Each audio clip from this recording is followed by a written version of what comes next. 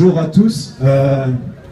Bon, je découvre un petit peu, comme peut-être beaucoup d'entre vous, le mouvement Nuit debout.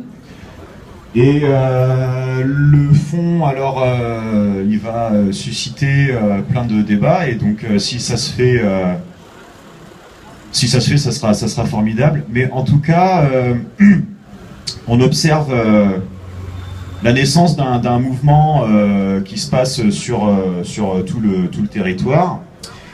Et je trouve que ça a l'air d'être un mouvement précieux. Et c'est pour ça que je demande aux organisateurs de cette soirée qui ont eu l'initiative et le courage de l'organiser, de se présenter pour savoir un petit peu comment on démarre, où est-ce qu'on met les pieds en fait à Lannion ce soir. Voilà.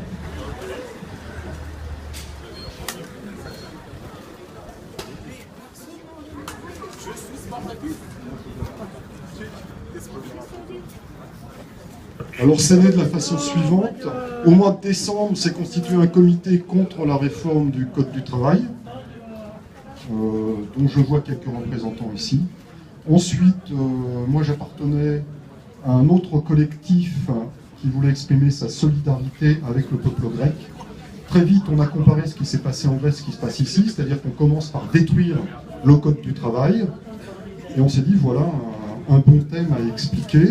Donc nos deux objectifs initiaux, qui étaient la solidarité en envoyant des médicaments en Grèce, en faisant parvenir du matériel médical, et par ailleurs en faisant de l'information ici, sur le coin, parce que personne ne parle de la Grèce. Dans ces réunions est née l'idée de généraliser les nuits debout à Lannion.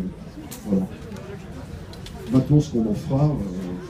Moi, je suis très content, tout compte fait, de voir que les gens qui sont contre ne s'y sont pas invités ce soir. Et ça reviendra, comme l'a dit le précédent intervenant, aux citoyens et non pas à des partis politiques, à des syndicats, à des organisations quelconques. J'insiste sur le fait que les deux comités collectifs que j'ai cités avant, en fait, ne représentent personne d'autre que les gens qui ont bien voulu se rassembler. Voilà.